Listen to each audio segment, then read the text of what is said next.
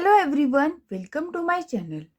आज के इस वीडियो में हम मल्टी वाइब्रेटर इस टॉपिक में अस्टेबल मल्टी वाइब्रेटर का न्यूमेरिकल देखेंगे। तो सबसे पहले हम अस्टेबल मल्टी वाइब्रेटर के कुछ फॉर्मूलाज देखेंगे।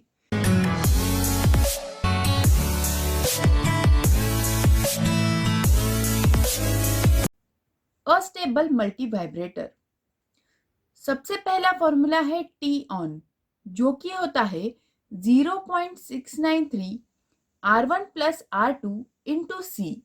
सी है यहाँ पे कैपेसिटेंस, R1 R2 रेजिस्टेंस होते हैं जो हमें दिए गए होते हैं। दूसरा है T off is equals to 0.693 R2 into C. फिर आता है total time is equals to T on plus T off. तो अगर हम इस दोनों फॉर्मूलाज को यहाँ पे पुट करते हैं तो हमें न्यू फॉर्मूला मिलता है 0.693 R1 plus 2R2 into C. Frequency is equals to 1/t। तो ये जो t का फॉर्मूला है उसे हम यहाँ पे पुट करेंगे तो हमें फ्रीक्वेंसी मिलती है 1.44 upon R1 plus 2R2 into C. Percent duty cycle is equals to T on upon T into 100। तो इसी को हम लिख सकते हैं R1 plus R2 upon R1 plus 2R2 into 100। और ये मोनोस्टेबल मल्टीवाइब्रेटर के लिए फॉर्मूला है पल्स विड्थ, यानी कि T on is equals to 1.1 RC। For timer 555 connected in a stable mode, calculate charging time, discharging time, output frequency and duty cycle। यहाँ पे हमें इस प्रॉब्लम में R1, R2 और C ये तीनों वैल्यूज दी है और हमें charging time, discharging time, output frequency और ड्यूटी साइकिल निकालना है। तो जब हमें ये तीन वैल्यूज दी गई होती है तो हम ये फॉर्मूलाज को यूज करके ये सारी क्वांटिटीज का आंसर निकाल सकते हैं। तो सबसे पहला है चार्जिंग टाइम। चार्जिंग टाइम यानी कि होता है टी ऑन। तो यहाँ पे हमें ये फॉर्मूला यूज करना है। ये तीनों क्वांटिटीज हमें पता है तो यहाँ पे सिर्फ हमें वैल्यूज पुट करनी है। तो चार्जिंग टाइम का फॉर्मूला आ गया 0.693 R1 प्लस R2 इंटू सी। अब R1, R2 और C ये तीनों की वैल्यूज है 7.5, 5.1 और 0.1 माइक्रोफैराड। अब यहाँ पे देखो ये K में है यानी कि 10⁻³ है, ये भी 10⁻³ है, बट ये है 10⁻⁻6। तो यहाँ पे हमें यूनिट का ध्यान रखना है। अब यहाँ पे हम वैल्यूज पुट करेंगे, उसके बाद यहाँ पे ये 10⁻³ जो है ये इन दोनों का कॉमन बाहर ले लिया है और फिर C का है 0.1 इंटू 10⁻⁻6।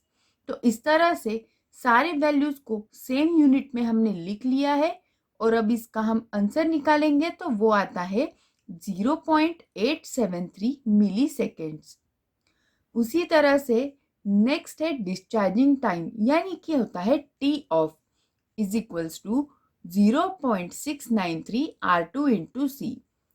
तो 0.693 इंटू R2 है 5.1 इंटू 10⁻³ इंटू C की वैल्यू है 0.1 इंटू 10⁻⁻6। अब इसको जब मल्टीप्लाई करेंगे तो हमारा आंसर आएगा 0.353 मिली सेकेंड्स। तो डिस्चार्जिंग टाइम आ गया 0.353 मिली सेकेंड्स। उसके बाद है आउटपुट फ्रीक्वेंसी। आउटपुट फ्रीक्वेंसी यानी कि फ्रीक्वेंसी का फॉर्मूला वो है 1.44 upon R1 plus 2R2 into C. तो यहाँ पे R1, R2 और C की वैल्यू फिर से हमें पुट करनी है। तो R1 की वैल्यू आ गई 7.5 और यहाँ पे भी हमने K यानी कि 10⁻³ को कॉमन ले लिया है। तो 7.5 प्लस 2 इंटू 5.1। तो यहाँ पे इस ब्रैकेट को सॉल्व करते समय हमें सबसे पहले 5.1 इंटू 2 करना है, उसके बाद उसमें 7.5 ऐड करना है और ये आ गया इंटू 10⁻³ इंटू C की वैल्यू 0.1 माइक्रो यानी कि 10⁻⁻6। अब जब इसको सॉल्व करेंगे तो आंसर आता है 813.5 हर्ट्ज। उसके बाद है ड्यूटी साइकिल। ड्यूटी साइकिल का फॉर्मूला है T on upon T into 100 या फिर R1 plus R2 upon R1 plus 2R2 into 100। तो यहाँ पे हमें R1 R2 की वैल्यू पता है या फिर T की भी वैल्यू हमें पता है, तो हम किसी भी फॉर्मूला से निकाल सकते हैं। तो इजी वे है R1 R2 ही हम डायरेक्टली पुट कर देते हैं। तो हम यहाँ पे R1 और R2 की वैल्यू पुट करेंगे। यहाँ पे हम जब R1 और R2 की वैल्यू पुट करते हैं तो ये कुछ इस तरह से दिखेगा, जिसको हम सॉल्व करके हमारा आंसर निकालेंगे 71.18%। तो हमारी ड्यूटी साइकिल आ गई 71.18%। तो इस तरह से हमें जो भी क्वांटिटीज पूछी थी वो सारी क्वांटिटीज का आंसर हमने निकाल लिया है। तो ये सारे फॉर्मूलाज बहुत ही इंपॉर्टेंट है। अस्टेबल मल्टीवाइब्रेटर के लिए फर्स्ट 5 फॉर्मूलाज है, मोनोस्टेबल के लिए ये 6th वाला है।